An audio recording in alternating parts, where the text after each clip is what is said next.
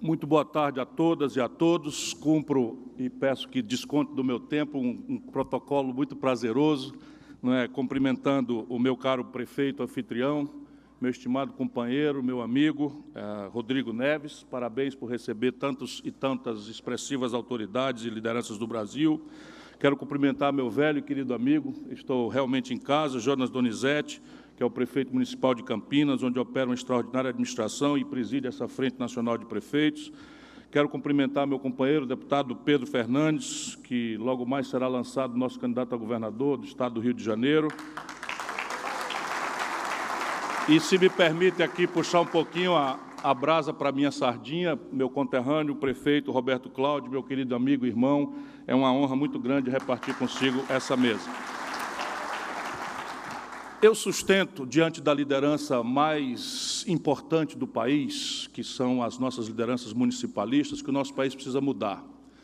O país precisa mudar por qualquer ângulo que se queira considerar. Eu chamo a atenção brevemente, aproveitando a qualidade extraordinária da audiência, para alguns rapidíssimos números. 62 mil homicídios o país adotou nos últimos 12 meses, 8% apenas dos quais investigados.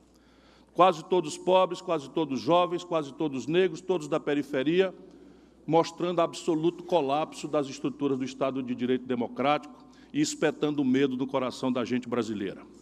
O Brasil tem hoje 13 milhões e 700 mil pessoas desempregadas, 37 milhões e 400 mil dos nossos irmãos e irmãs empurrados para a informalidade, desorganizando o comércio regular nas cidades, ainda tentando, correndo do rapa, levar alguma coisa para casa pela decência do trabalho. Isso tudo vai indicando que o Brasil precisa mudar.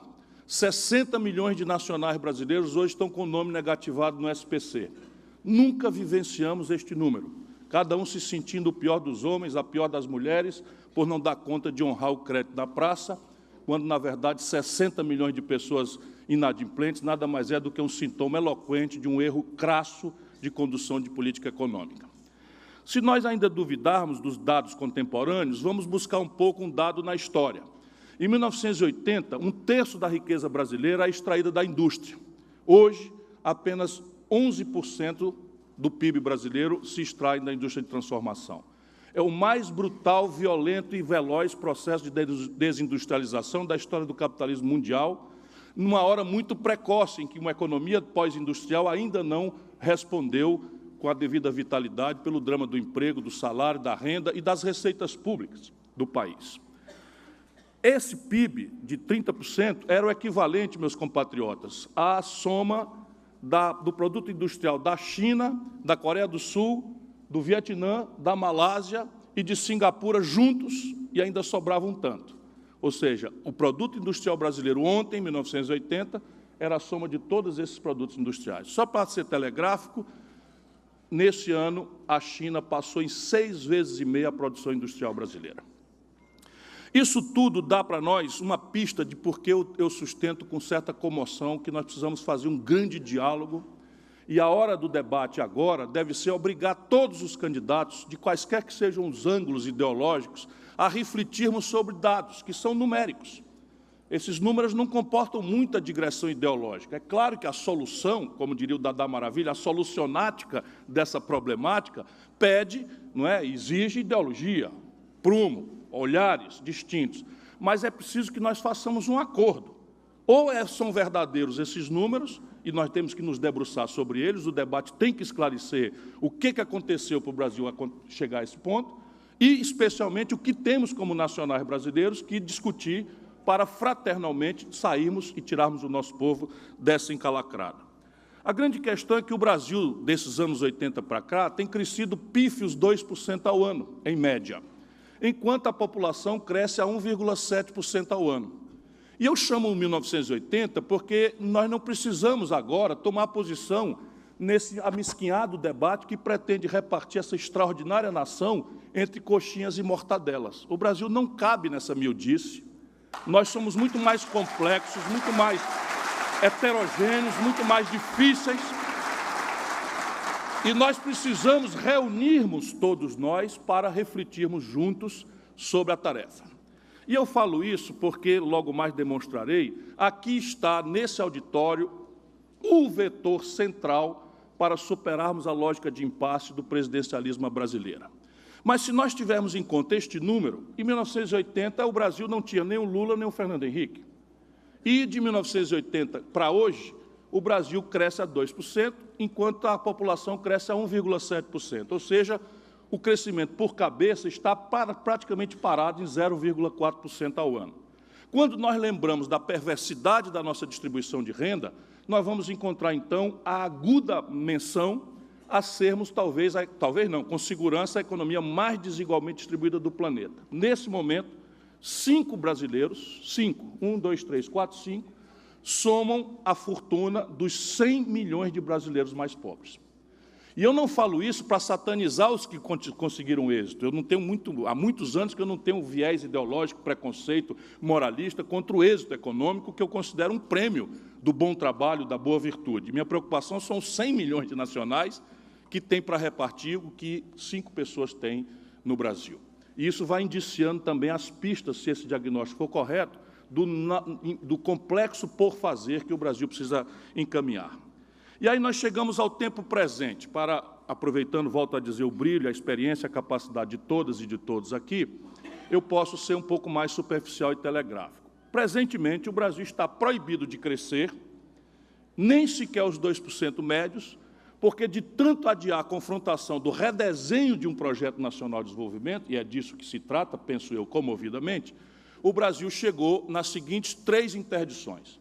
Cada uma delas complexa, sofisticada e a exigir uma grande discussão envolvendo a verdadeira liderança do país, que não pode mais ser confinada a grupos de pressão, a pequenos grupos de interesse, a pequenos grupos de egoísmo, inclusive, nesta concentração de renda selvagem, que, infelizmente, é o produto derradeiro dessa nossa incapacidade de desenharmos o nosso novo projeto nacional de desenvolvimento.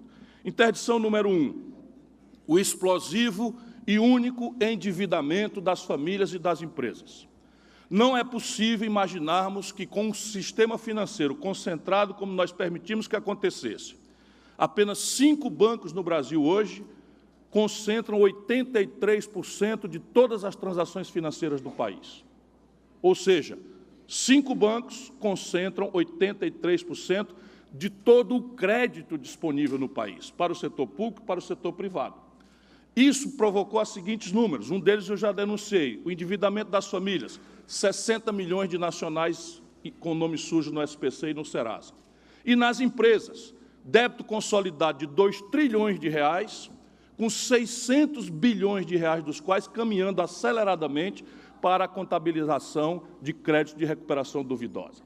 Portanto, o país não pode crescer porque falta o investimento das empresas e falta o consumo das famílias, que é um grande motor na nossa tradição de baixo nível de formação bruta de capital. Segunda razão, e essa imediatamente consulta uma questão estratégica de fundo, que vai demandar uma pacificação ideológica, ou pelo menos uma discussão mais clara, que consulte mais nossa inteligência do que nossos preconceitos, que é o fato de que o Brasil montou-se, abrindo mão de projeto nacional e das suas consequências, nós não temos uma política industrial e de comércio exterior consistente, não temos uma política de ciência e tecnologia consistente, não temos uma política, enfim, de defesa consistente, não temos uma política de relações exteriores consistente, porque isso tudo foi abominado na vã ilusão ideológica de que o laissez-faire, o individualismo espontaneísta do mercado, teria capacidade de resolver nossas equações estratégicas. Vale apenas um parênteses aqui. Para mim, a iniciativa privada é uma ferramenta essencial e indispensável ao êxito da sociedade humana. Portanto, não vai aqui nenhum preconceito, nenhum estigma, porque eu já sei, olhando a vida, estudando, que a iniciativa privada é insubstituível como motor do progresso humano, do progresso técnico-científico, do crescimento. Só que isto não é desenvolvimento. Jamais foi de se exigir da iniciativa privada a equação do desenvolvimento, que, como cada um daqui sabe, cada uma sabe, é uma consequência muito mais de uma institucionalidade parelha, em que o setor público se associa com a iniciativa privada, promove as condições, sejam regulatórias, seja de parcerias, de equity, de capitalização, de assistência na superação do atraso tecnológico, enfim, isto é o que explica o progresso da humanidade. Pois bem, como nós abrimos mão disso, qualquer crescimento que o Brasil tenha experimentado imediatamente gera uma ruptura nas nossas contas com o estrangeiro. Ou seja, o ciclo de expansão do consumo, do real, que eu ajudei a fazer, quando nós encerramos a inflação, que era uma espécie de tributação, o povo ganha renda no dia seguinte e transforma essa renda no dia seguinte em consumo. Como nós não temos cuidado da estratégia de produção do país, essa explosão de consumo impõe uma plataforma de importação que o país não tem os dólares suficientes para honrar. Resultado, no curto tempo, arrebenta a taxa de câmbio, ou seja, a comparação do valor da nossa moeda com o dólar. Isso vira inflação, por caminhos que todos aqui conhecem, e a gente pode explicitar em outra ocasião, não quero lhes cansar para além do que já estou fazendo. E o resultado prático é que a gente atira nessa inflação com taxa de juros, e a taxa de juros explode o endividamento do setor público, que, por sua vez, tensiona o padrão fiscal do Brasil, que, por sua vez, deteriora a condição de trabalhar da União, dos estados e municípios. Olhem os números, meus compatriotas. Eu fui prefeito, tenho esse privilégio de ter sido colega de vocês. Meu pai foi prefeito, meu irmão Cid Gomes está aqui presente, foi prefeito. Eu tenho uma relação absolutamente íntima com essa agenda para meu privilégio. Talvez tenha sido a melhor escola que eu possa ter tido em toda a minha longa, já extensa vida pública. Mas olhem os números. Quando o Fernando Henrique tomou posse, na sucessão do Itamar Franco, a carga tributária do Brasil era de 27% do PIB, Rodrigo. 27% do PIB. A dívida pública tinha levado 500 anos de história nacional desenvolvimentista para se arredondar em 38% do PIB. Quando esta brincadeira, de prostração neoliberal se impõe ao Brasil, olha os números, 8 anos apenas depois, a dívida pública explode de 38% para 78% do PIB, e a função dessa dívida explosiva, além de uma certa concessão de privilégios na Previdência, o Brasil explode a sua carga tributária de 27% para 36,5% do PIB. Mas faz como? Através de contribuições que subtraem os estados e municípios da partilha dessas receitas. Resultado, todo o galope da carga tributária, que frauda o espírito municipalista e federativo da Constituição de 88, é feito por um galope de contribuições parafiscais, que todos sabem, não são partilhadas com os municípios. Contribuição social sobre o lucro líquido, PIS, COFINS, um certo tempo muito duradouro, o CPMF, são os exemplos mais chocantes disso. Na mesma parte, como a crise explode as tensões sociais e a pobreza desdobra-se em demandas novas, isso vai agravando as tensões sobre o orçamento fiscal das unidades federativas, de maneira que hoje 17 dos 27 estados brasileiros se aproximam da iliquidez e mais de 60% dos municípios brasileiros estão já assim, avizinhados aos padrões prudenciais da Lei de Responsabilidade Fiscal. Resultado prático, Brasília manda dizer que, doravante, os professores têm um piso nacional de salários. Muito justo, para quem quer dar prioridade. Mas e como é que os municípios pagam? Depois, Brasília manda dizer que os agentes comunitários de saúde têm um piso nacional de salários. Muito justo, porque merecem e precisam ter um piso nacional de salário. Mas como é que os municípios pagam? E por aí nós vamos desdobrando uma contradição, com a contradição que não encontra ouvido nesse necessário diálogo nacional.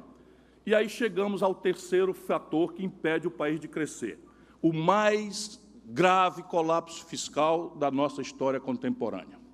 Não pelo fluxo, porque nós já assistimos 2 anos atrás um déficit nominal primário de 180 bilhões de reais, e o ano passado desceu para 130. Portanto, teoricamente, estaremos até um bom caminho de regressão desse déficit primário.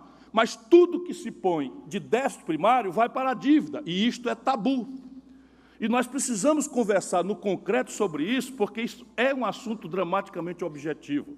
A dívida pública bruta do Brasil hoje já se aproxima perigosamente dos 80% do PIB. Em valores nominais, companheirada, isso significa 4,580 trilhões de reais.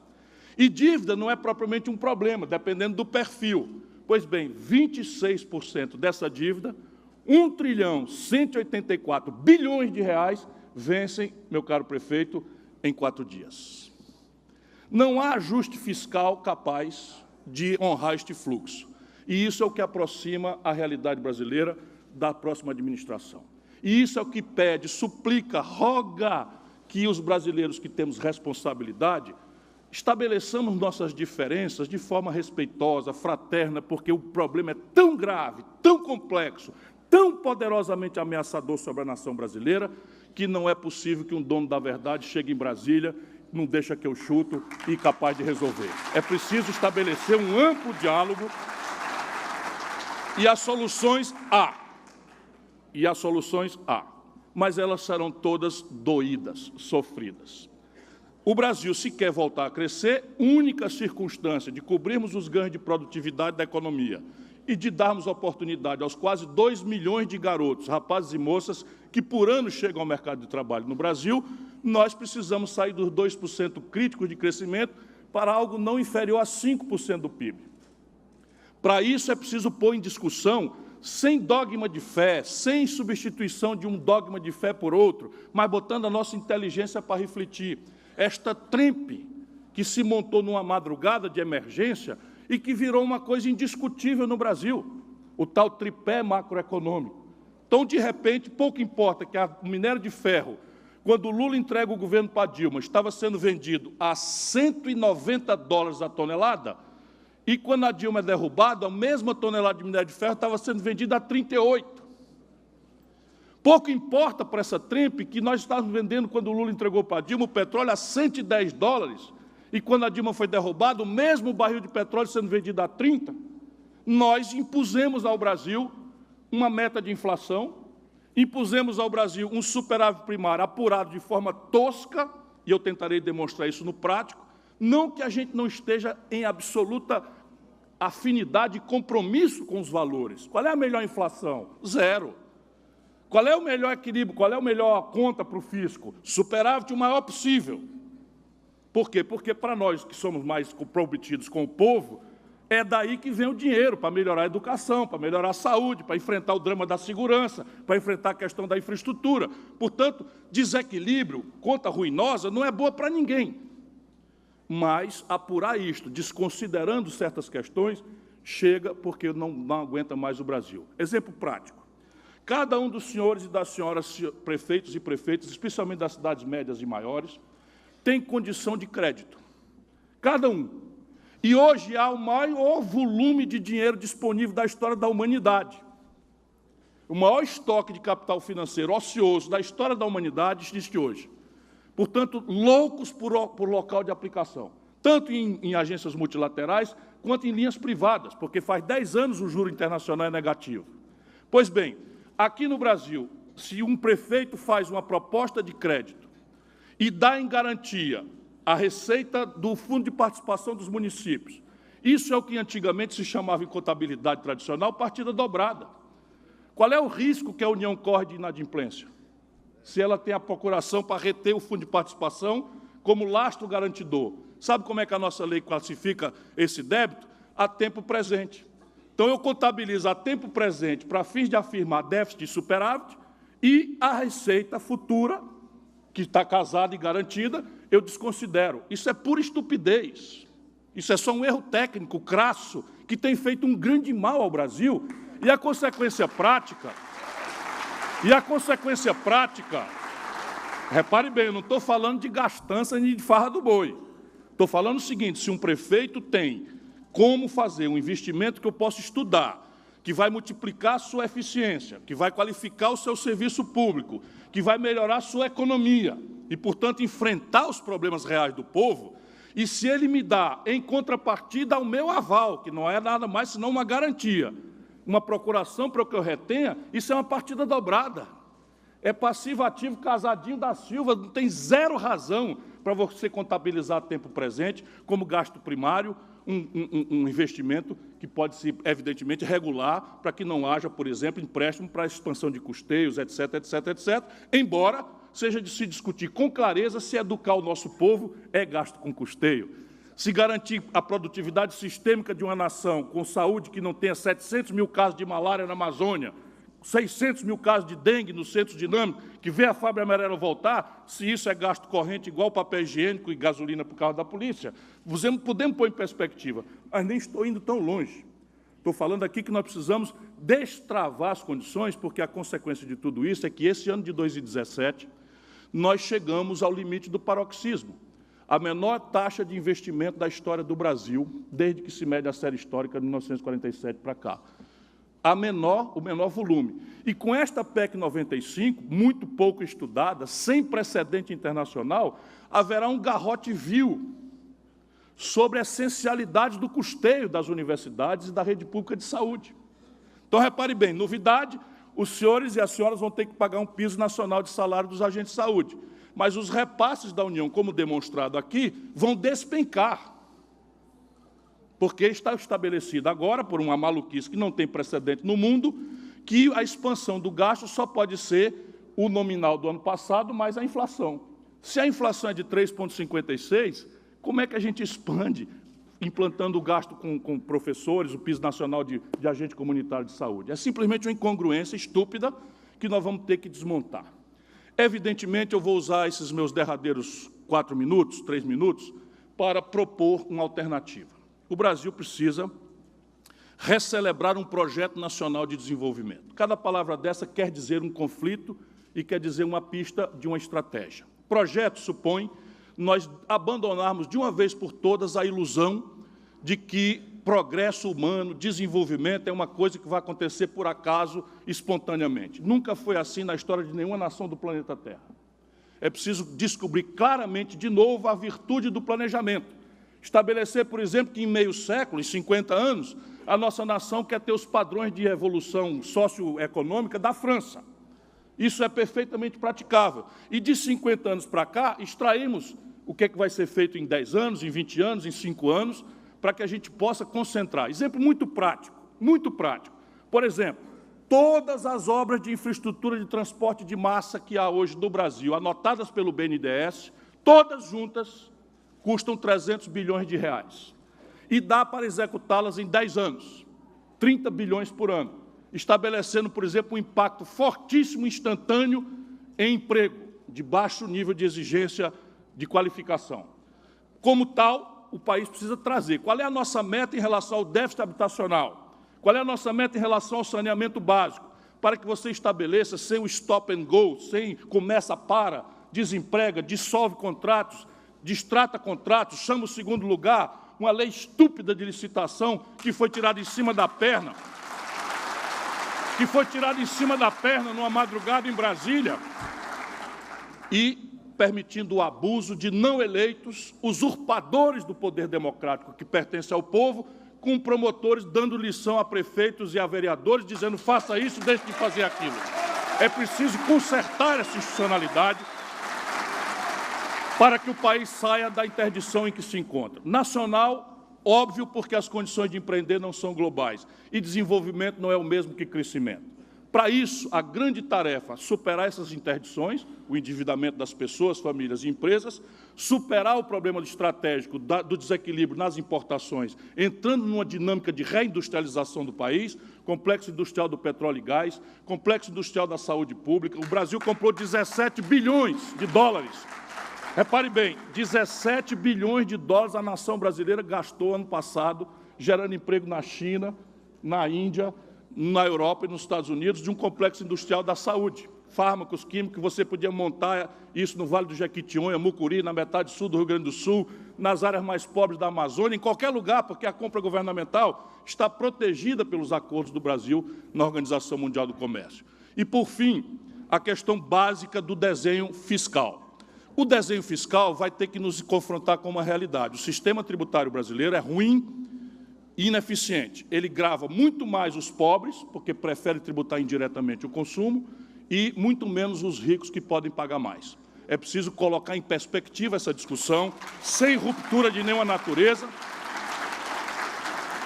mas isso é muito mais fácil falar do que fazer. E isso, então, nos meus 30 segundos derradeiros, eu concluo para afirmar, como disse no começo, essa instância aqui é essencial. Como assim? Tá bom, eu quero cumprir, eu sou o cumpridor das minhas obrigações. Mas eu termino, eu planejei. Basicamente é o seguinte, nós temos uma engenharia institucional assentada no impasse. Não temos que nos assustar com isso, temos que pôr luz nisso. o Congresso Nacional, no presidencialismo, não tem nenhuma responsabilidade com o monopólio do desenho institucional que ele possui. Não é para falar mal. O Congresso Nacional, no presidencialismo, tem o monopólio do desenho institucional, mas não tem nenhuma responsabilidade com a sustentabilidade da economia, com a sanidade dos serviços públicos, que é tarefa do Executivo. Resultado, deixado solto e ao sabor de pressões e contrapressões dos lobbies e grupos de pressão, a tendência é diminuir imposto e aumentar a despesa. Empurrar piso salarial para os outros pagar, é completamente compreensível isso. Como é que a gente sai disso? 4 providências. A primeira, propor antes, para que o debate não seja Chico contra Manel ou Rosa, evitar o caudilismo personalista, que é um traço desagradável da cultura política latino-americana, que o Brasil talvez seja o primeiro país dessa região que pode fazer um debate de ideias sem que as pessoas se considerem inimigas entre si. Volto a insistir nesse ponto. Segundo, desde Dutra até aqui, todos os presidentes se elegeram com minoria no Congresso. E todos, sem exceção de nenhum, tiveram poderes quase imperiais nos 6 primeiros meses a um ano. Portanto, o tempo da reforma são os 6 primeiros meses. Quarto, vou pular o terceiro, porque é com ele que eu quero terminar. Quarto, persistindo e somente assim, persistindo no impasse, dar o passo adiante da democracia representativa que ainda nos aferra ao século XIX para uma democracia moderna de alta energia popular, convocando o nosso povo a resolver os impasses através de plebiscitos e referendos, votando diretamente. Mas a terceira, que é com a que eu planejei terminar aqui, depende de vossas mercês. O Brasil tem uma tragédia hoje acontecendo, e em toda tragédia meu espírito otimista me recomenda, há um lado bom. E o lado bom da tragédia geral do Brasil é que o Pacto Federativo está de tal forma rasgado que nós temos a condição tranquila, à luz da história do Brasil, de fazer essa grande reforma que saneia as contas do Brasil, para poder resolver, desinterditar o espírito criativo e inovador que há pelo país afora, especialmente nos municípios, fazendo um grande redesenho do Pacto Federativo Nacional em troca de uma profunda reforma da nossa institucionalidade. Esse é o caminho: democracia, democracia e democracia. Muito obrigado a todos.